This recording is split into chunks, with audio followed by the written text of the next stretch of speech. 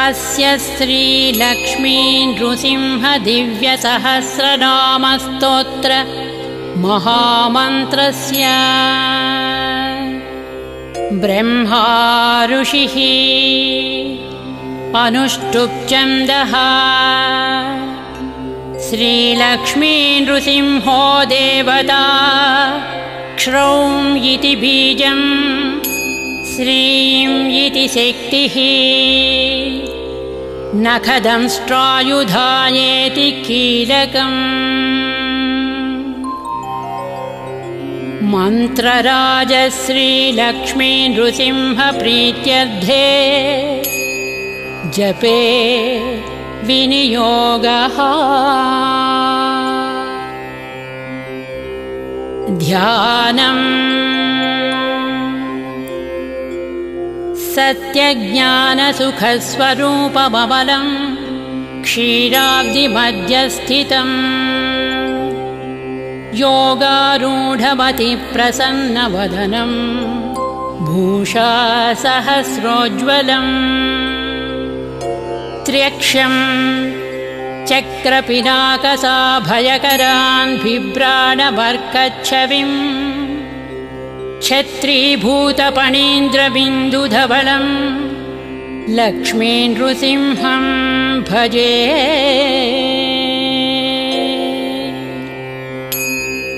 लक्ष्मीचारुकुचद्वन्द्वकुङ्कुमाङ्कितवक्षसे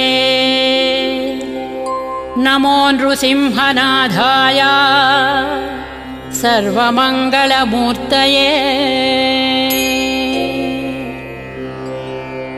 उपास्महे नृसिंहाख्यं ब्रह्मवेदान्तगोचरम् भूयोल्लासितसंसारच्छेदहेतुम् जगद्गुरुम् उपास्महे नृसिंहाख्यं ब्रह्मवेदान्तगोचरम् भूयोल्लासितसंसारच्छेदहेतुम् जगद्गुरुम् ब्रह्मोवाच ॐ नमो नारसिंहाय वज्रदंष्ट्राय वज्रिणे वज्रदेहाय वज्राय नमो वज्रनखाय च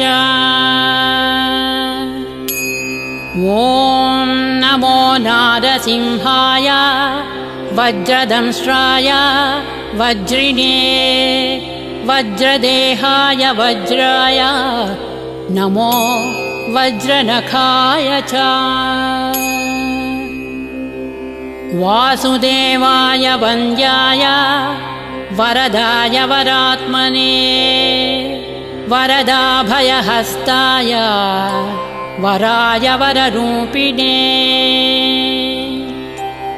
वरेण्याय वरिष्ठाय श्रीवराय नमो नमः प्रह्लादवरदायैव प्रत्यक्षवरदाय च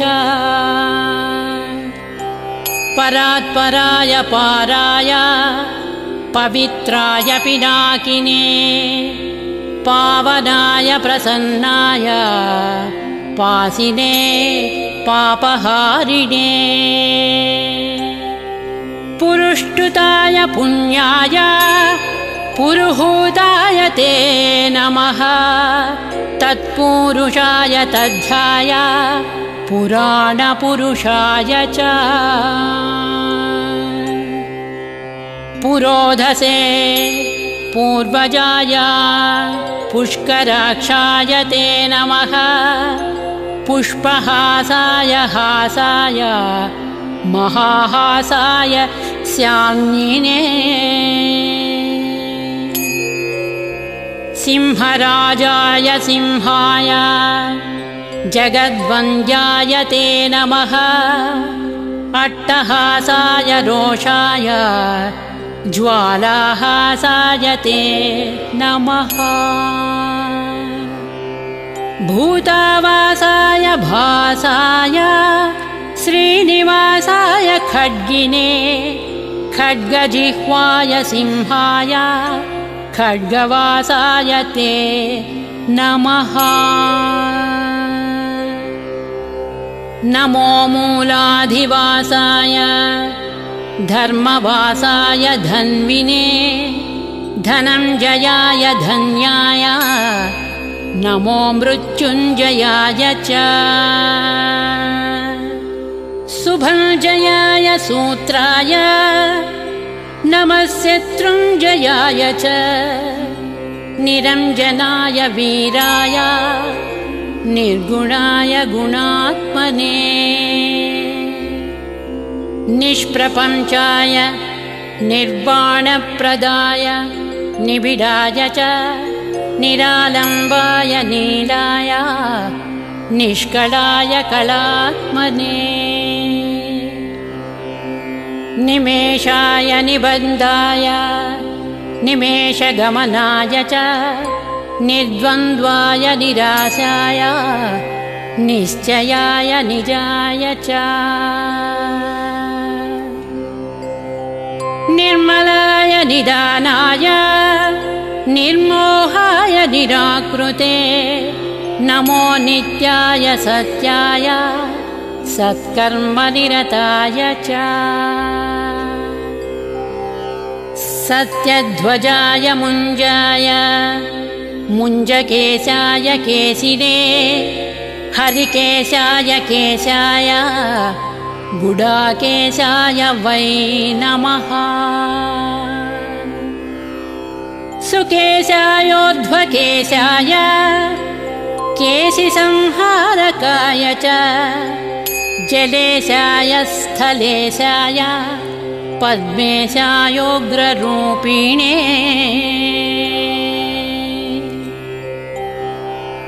पुष्पेशाय कुलेशाय केशवाय नमो नमः। सूक्तिकर्णाय सूक्ताय रक्तजिह्वाय रागिणे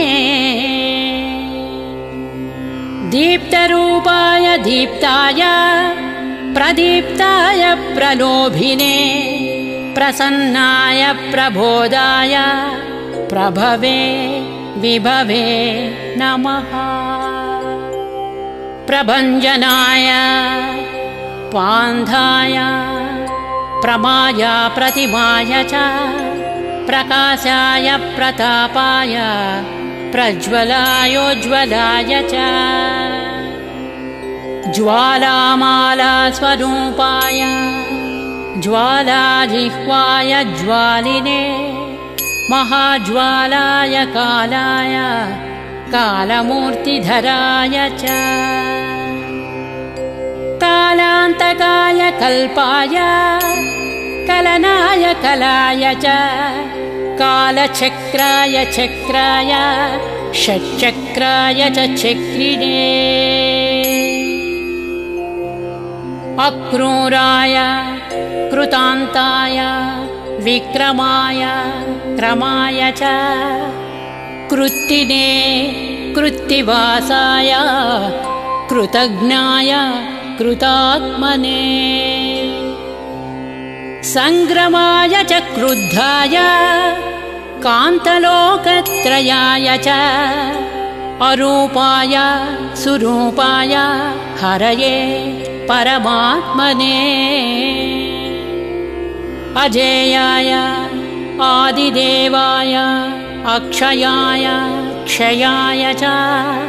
अघोराय सुघोराय घोरघोरतराय च। नमोऽस्तु घोरवीर्याय लसद्घोराय ते नमः। घोराध्यक्षाय दक्षाय दक्षिणार्हाय शम्भवे अमोघाय गुणौघाय अनघायाघहारिणे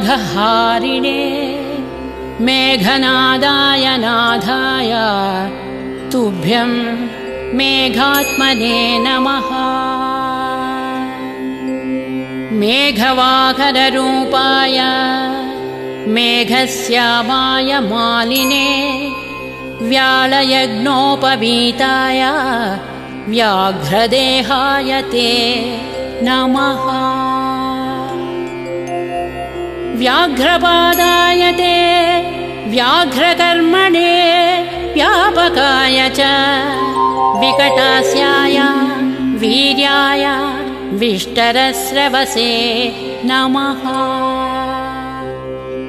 विकीर्णनखदंष्ट्राय नखदंष्ट्रायुधाय च विश्वक्सेनाय सेनाय विह्वलाय बलाय च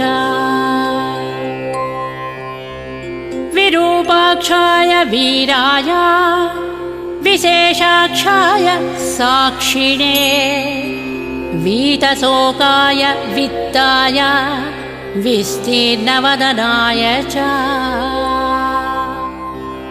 विधानाय विधेयाय विजयाय जयाय च विबुधाय विभावाय नमो विश्वम्भराय च वीतरागाय विप्राय पिटङ्गनयनाय च विपुलाय विनीताय विश्वयोने नमो नमः। विडम्बनाय वित्ताय विश्रुताय विमोचये विह्वलाय विवादाय नमो व्याहृतये नमः। विलासाय विकल्पाय महाकल्पाय ते नमः। बहुकल्पाय कल्पाय कल्पातीताय शिल्पिने कल्पनाय स्वरूपाय फणितल्पाय वै नमः। तटित्प्रभाय तार्क्ष्याय तरुणाय तपस्विने तपनायान्तरिक्षाय तापत्रयहराय च तारकाय तमोघ्नाय तत्त्वाय च तपस्विने तक्षकाय तनुत्राय तटिते तरलाय च शतरूपाय शान्ताय शतधारयते नमः। शतपत्राय ताक्षाय स्थितये शान्तमूर्तये शतक्रतुस्वरूपाय शाश्वताय शतात्मने नमः सहस्रशिरसे सहस्रवदनाय च सहस्राक्षाय देवाय दिशस्रोत्राय ते नमः। नमः सहस्रजिह्वाय महाजिह्वाय ते नमः। सहस्रनामधेयाय सहस्रजठराय च सहस्रबाहवे तुभ्यं सहस्रचरणाय च सहस्रार्कप्रकाशाय सहस्रायुधधारिणे नमः स्थूलाय सूक्ष्माय सुसूक्ष्माय नमो नमः। सुक्षीणाय सुभिक्षाय सूराध्यक्षाय शौरिणे धर्माध्यक्षाय धर्माय लोकाध्यक्षाय वै नमः।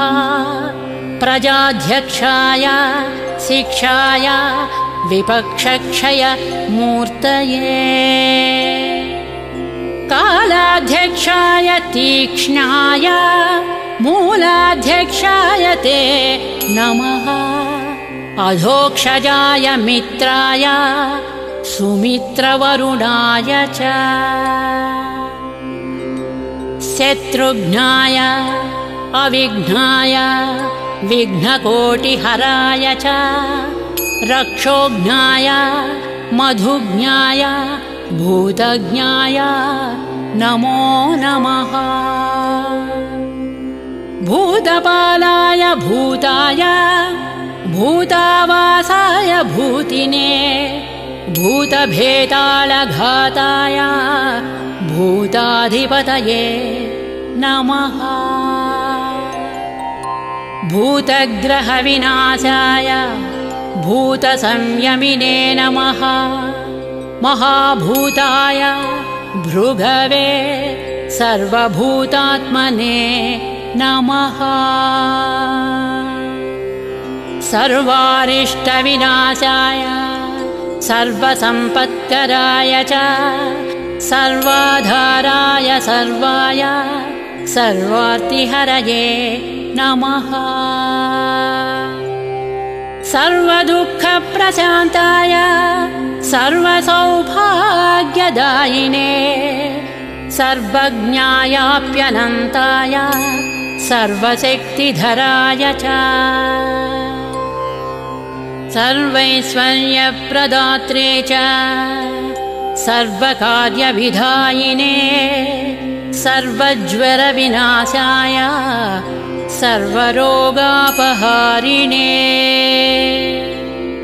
सर्वाभिचारहन्त्रे च सर्वोत्पातविघातिने पिङ्गाक्षायैकशृङ्गाय द्विशृङ्गाय मरीचये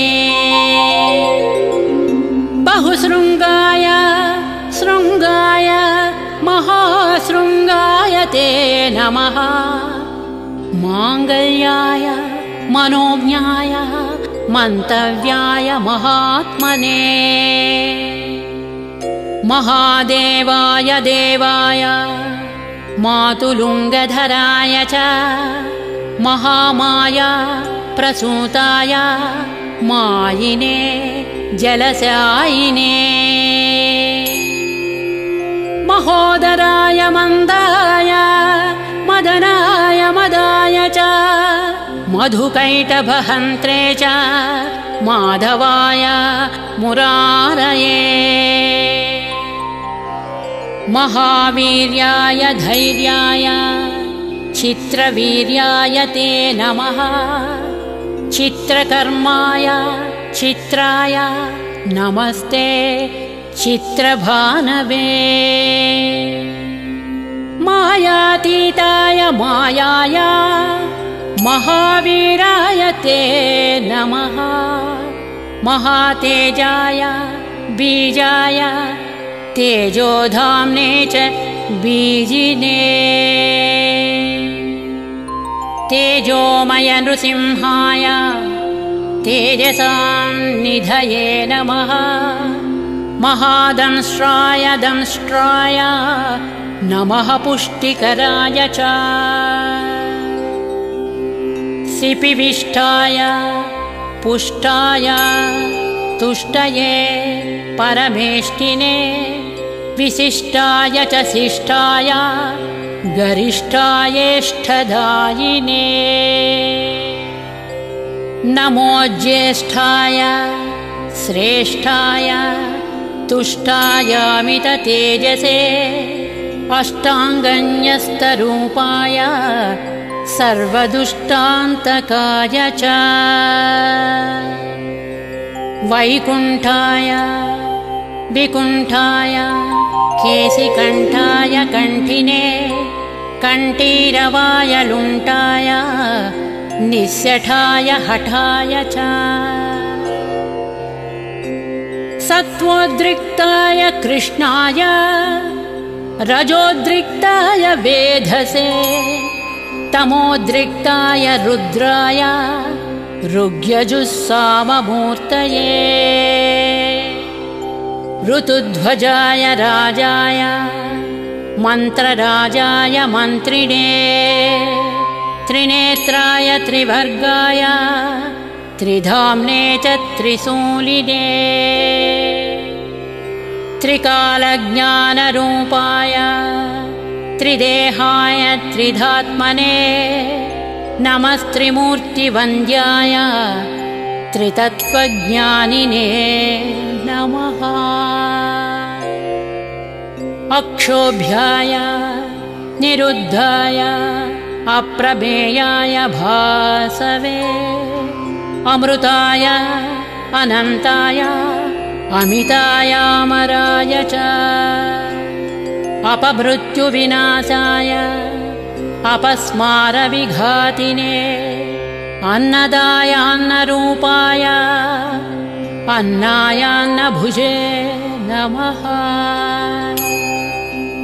आद्याय निरवध्याय वेद्याय अद्भुतकर्मणे सद्योजाताय सन्ध्याय वैद्युताय नमो नमः। विद्यातीताय शुद्धाय रागातीताय रागिणे योगीश्वराय योगाय गोहिताय गवाम्पते गन्धर्वाय गभीराय गर्जितायोर्जिताय च पर्जन्याय प्रवृद्धाय प्रधानपुरुषाय च पद्माभाय सुनाभाय पद्मनाभाय भासिने पद्मनेत्राय पद्माय पद्मायाः पतये नमः। पद्मोदराय पूताय पद्मकल्पोद्भवाय च नमो हृत्पद्मवासाय भूपद्मोद्धरणाय च शब्दब्रह्मस्वरूपाय ब्रह्मरूपधराय च ब्रह्मणे ब्रह्मरूपाय ब्रह्मनेत्रे नमो नमः। ब्रह्मादये ब्राह्मणाय ब्रह्मात्मने नमः। सुब्रह्मण्याय देवाय ब्रह्मण्याय त्रिवेदिने परब्रह्मस्वरूपाय पञ्चब्रह्मात्मने नमः। नमस्ते ब्रह्मशिरसे तथा स्वशिरसे नमः।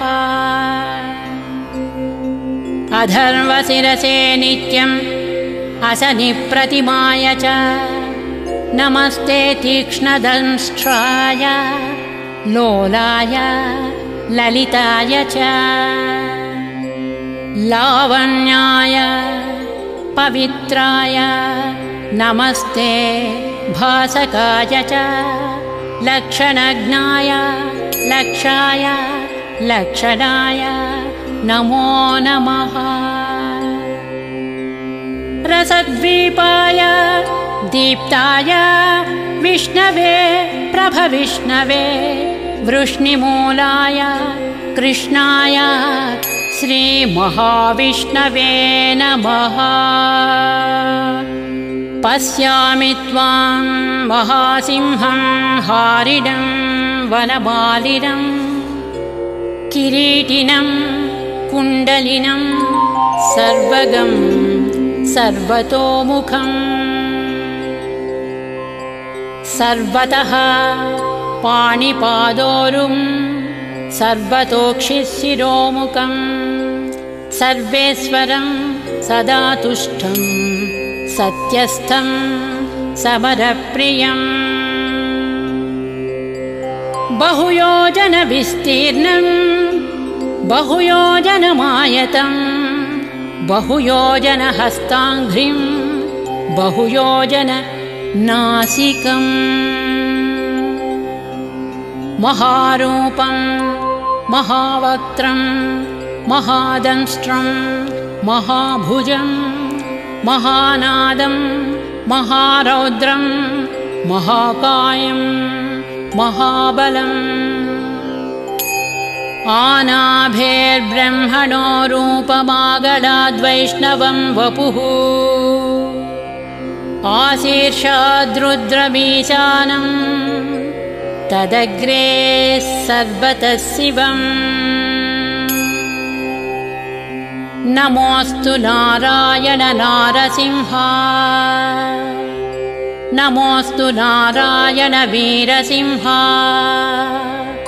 नमोऽस्तु नारायण क्रूरसिंहा नमोऽस्तु नारायण दिव्यसिंहा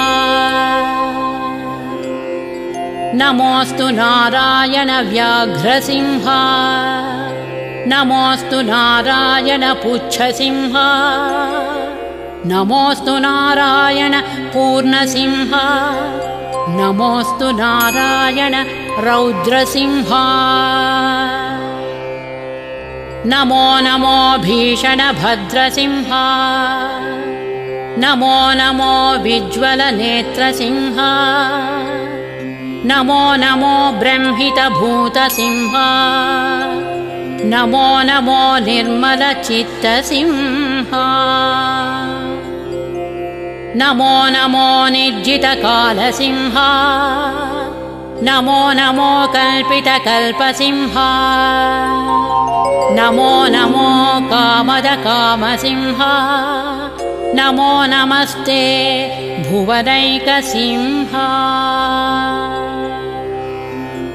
भविष्णुस्त्वं सहिष्णुस्त्वं भ्राजिष्णुर्विष्णुरेव च पृथ्वीत्वमन्तरिक्षस्त्वं पर्वतारण्यमेव च कलाकाष्ठादिलिप्तिस्त्वं मुहूर्तप्रहराधिकम् अहोरात्रं त्रिसन्ध्यं च पक्षमासर्तुवश्चरम् युगादिर्युगभेदस्त्वं संयोगो युगसन्धयः नित्यं नैमित्तिकं दैवं महाप्रलयमेव च करणं कारणं कर्ता भर्ता हर्ता हरिस्वराट् सत्कर्ता सत्कृतिर्गोप्ता सच्चिदानन्दविग्रहः प्राणस्त्वं प्राणिनां प्रत्यगात्मात्वं सर्वदेहिनां सुज्योतिस्त्वं परं ज्योतिः आत्मज्योतिः सनातनः ज्योतिर्लोकस्वरूपस्त्वं ज्योतिर्ज्ञो ज्योतिषां पतिः स्वाहाकारस्वधाकारो वषट्कारः कृपाकरः हन्ताकारो निराकारो वेदाकारश्च शङ्करः अकारादिक्षकारान्तः ओङ्कारो लोककारकः एकात्मात्वमनेकात्मा चतुरात्मा चतुर्भुजः चतुर्मूर्तिश्चतुर्दंष्ट्रश्चतुर्वेदमयोत्तमः लोकप्रियो लोकगुरुर्लोकेशो लोकनायकः लोकसाक्षी लोकपतिः लोकात्मा लोकलोचनः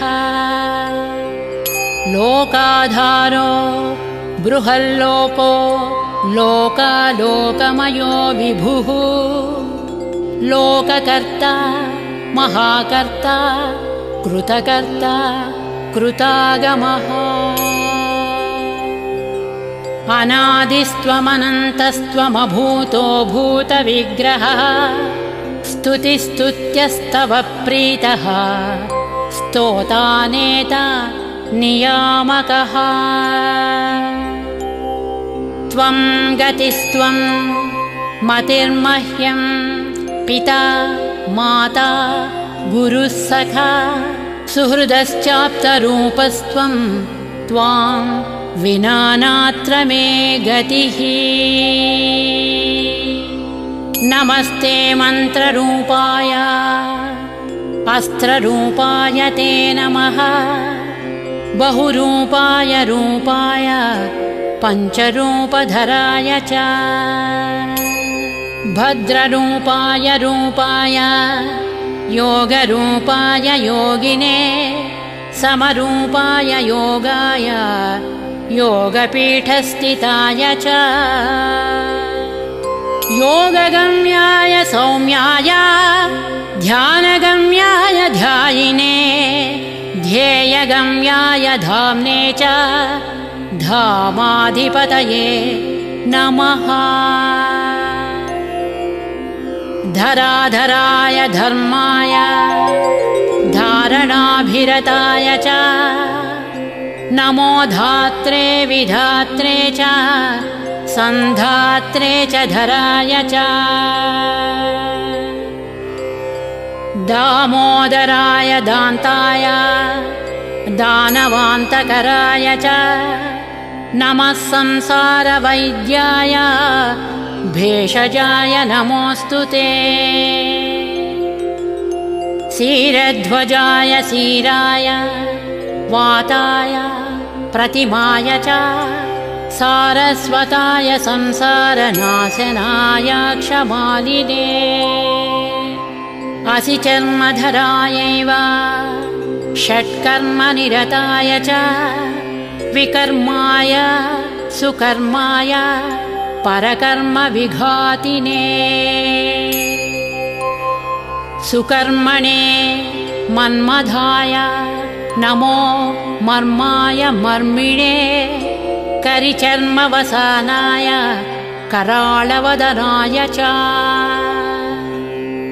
कवये पद्मगर्भाय भूगर्भाय कृपानिधे ब्रह्मगर्भाय गर्भाय बृहद्गर्भाय दूर्जटे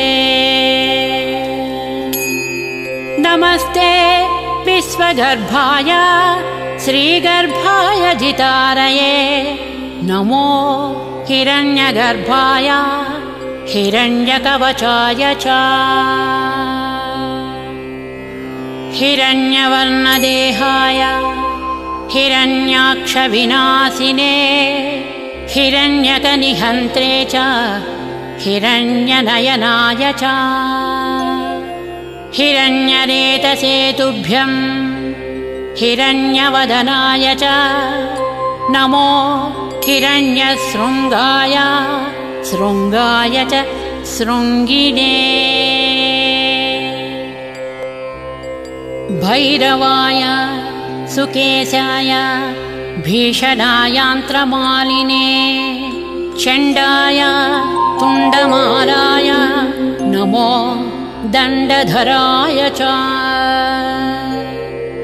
अखण्डतत्त्वरूपाय कमण्डलुधराय च नमस्ते चण्डसिंहाय सत्यसिंहाय ते नमः नमस्ते श्वेतसिंहाय पीतसिंहाय ते नमः नीलसिंहाय नीलाय रक्तसिंहाय ते नमः नमो हरिद्रसिंहाय धूम्रसिंहाय ते नमः मूलसिंहाय मूलाय बृहत्सिंहाय ते नमः पातालस्थितसिंहाय नमः पर्वतवासिने नमो जलस्थसिंहाय अन्तरिक्षस्थिताय च कालाग्निरुद्रसिंहाय चण्डसिंहाय ते नमः अनन्तजिह्वसिंहाय अनन्तगतये नमः नमोऽस्तु वीरसिंहाय बहुसिंहस्वरूपिणे नमो विचित्रसिंहाय नारसिंहाय ते नमः अभयङ्करसिंहाय नरसिंहाय ते नमः सप्ताब्धिमेकलायैव सप्तसामस्वरूपिणे सप्तधातुस्वरूपाय सप्तच्छन्दोमयाय च सप्तलोकान्तरस्थाय सप्तस्वरमयाय च सप्तार्चीरूपदंष्ट्राय सप्तास्वरधरूपिणे स्वच्छाय स्वच्छरूपाय स्वच्छन्दाय नमो नमः श्रीवत्साय सुवेशाय श्रुतये श्रुतमूर्तये शुचिस्रवाय सूराय सुभोगाय सुधन्विने शुभ्राय सुरनाथाय सुलभाय शुभाय च सुदर्शनाय सूक्ताय निरुक्ताय नमो नमः सुप्रभावस्वभावाय भवाय विभवाय च सुशाखाय विशाखाय सुमुखाय सुखाय च सुनखाय सुदंष्ट्राय सुरधाय सुधाय च नमः खट्वाङ्गहस्ताय खेटमुद्गरपाणये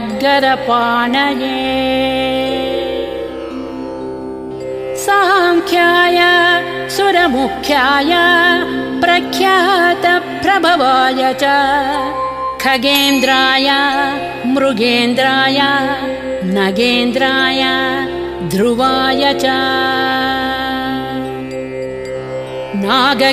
नागकेयूरहाराय नागेन्द्रायाघमर्दिने नदीवासाय नागाय नानारूपधराय च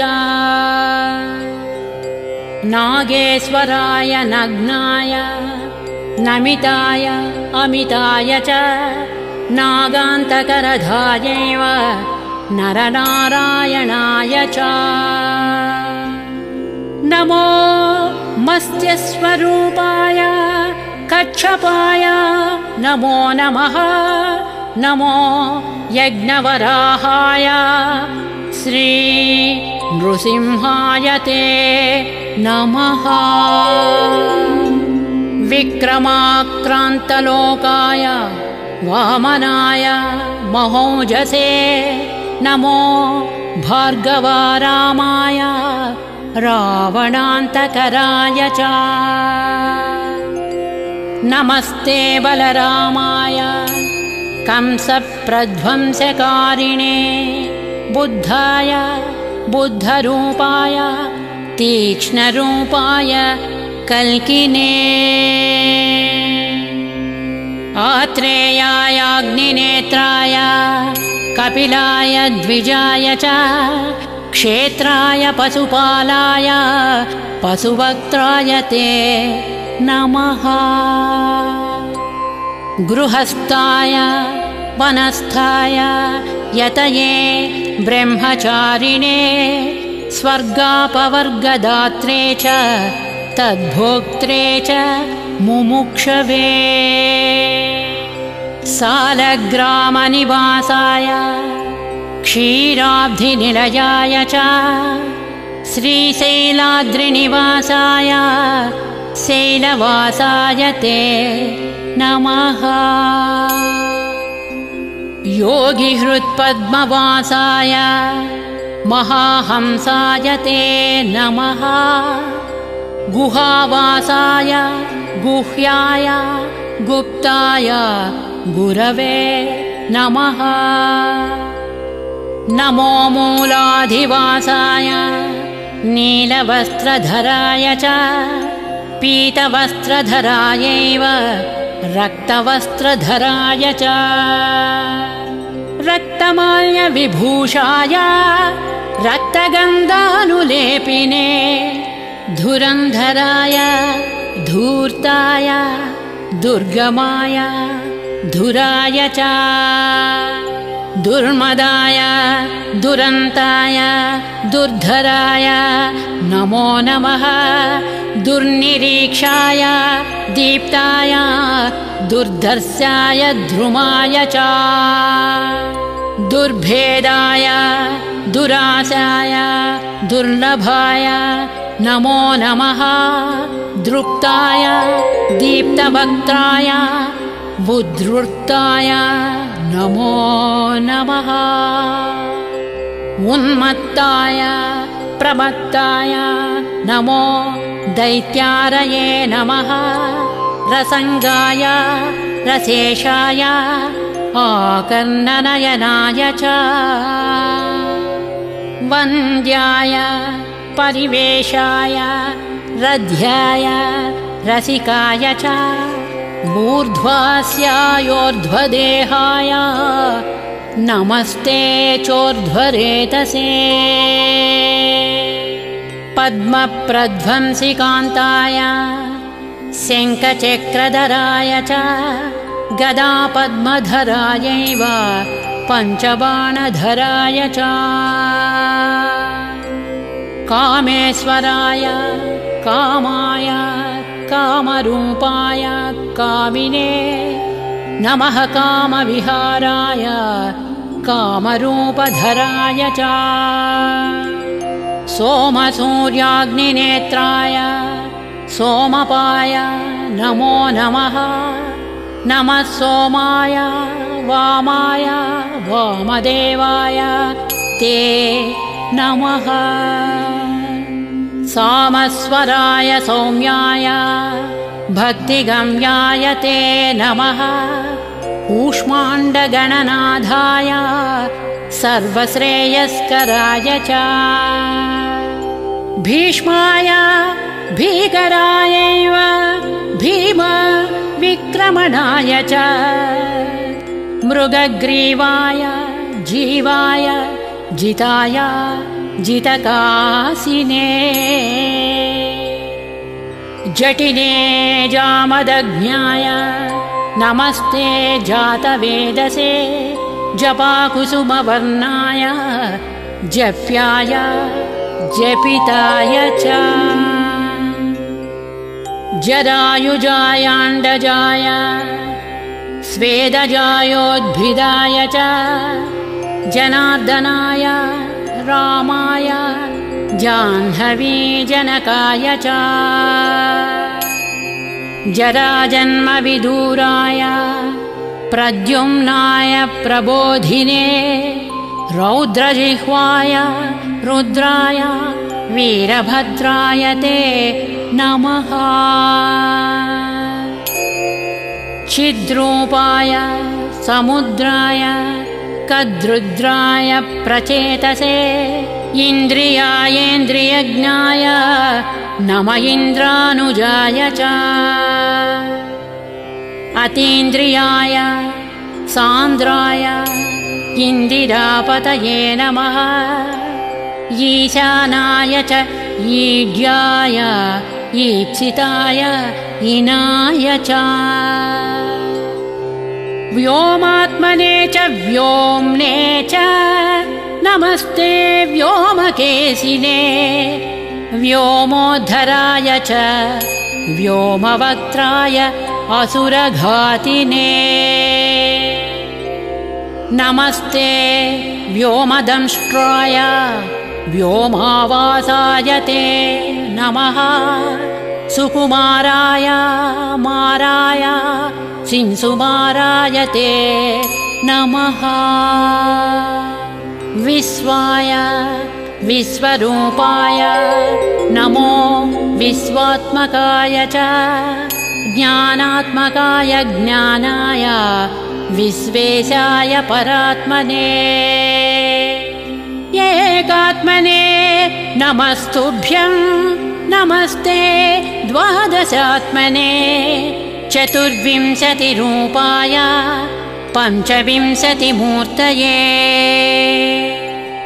षड्विंशकात्मने नित्यं सप्तविंशतिकात्मने धर्मार्थकाममोक्षाय विमुक्ताय नमो नमः भावशुद्धाय साध्याय सिद्धाय शरभाय च प्रबोधाय सुबोधाय नमो बुद्धिप्रदाय च स्निग्धाय च विदग्धाय मुग्धाय मुनये नमः प्रियश्रवाय श्राव्याय सुश्रवाय श्रवाय च ग्रहेशाय महेशाय ब्रह्मेशाय नमो नमः श्रीधराय सुतीर्थाय हयग्रीवाय ते नमः उग्राय चोग्रवेगाय उग्रकर्मरताय च उग्रनेत्राय व्यग्राय समग्रगुणशालिने बालग्रहविनाशाय पिशाचग्रहघातिने दुष्टग्रहनिहन्त्रे च निग्रहानुग्रहाय च वृषध्वजाय वृष्ण्याय वृषभाय वृषाय च उग्रश्रवाय शान्ताय नमः श्रुतिधराय च नमस्ते देवदेवेश नमस्ते मधुसूदन नमस्ते पुण्डरीकाक्ष नमस्ते दुरितक्षया नमस्ते करुणासिन्धो नमस्ते समतिञ्जयः नमस्ते नारसिंहाय नमस्ते गरुडध्वजा यज्ञध्वज नमस्तेस्तु कालध्वज जयध्वज अग्निनेत्र नमस्तेस्तु नमस्ते ह्यमरप्रिया सिंहनेत्र नमस्तेस्तु नमस्ते भक्तवत्सला धर्मनेत्र नमस्तेस्तु नमस्ते करुणाकरा पुण्यनेत्र नमस्तेस्तु नमस्ते अभीष्टदायका नमो नमस्ते जयसिंहरूपा नमो नमस्ते नरसिंहरूपा नमो नमस्ते नरसिंहरूपा नमो नमस्ते रणसिंहरूपा नमो नमस्ते गुरुसिंहरूपा नमो नमस्ते लघुसिंहरूपा स्मृत्वा सकृन्नृसिंहन्तु मुच्यते सर्वकिल्बिषैः बहुनात्र किमुक्तेन स्मृत्वा तं शुद्धमानसः यत्र यत्र चरेन्मर्त्यः नृसिंहः तत्र गच्छति गच्छन् तिष्ठन् स्वपन्मर्त्यः जाग्रच्चापि ग्रसन्नपि नृसिंहेति नृसिंहेति नृसिंहेति सदा स्मरन् पुमान् न लिप्यते पापैर्भुक्तिं मुक्तिं च विन्दति सर्वमन्त्रमयं तापत्रयोपशमनं परं सर्वार्थसाधनं दिव्यं किं भूय श्रोतुमिच्छसि इति श्रीलक्ष्मी नृसिंहसहस्रनामस्तोत्रम् समाप्तम्।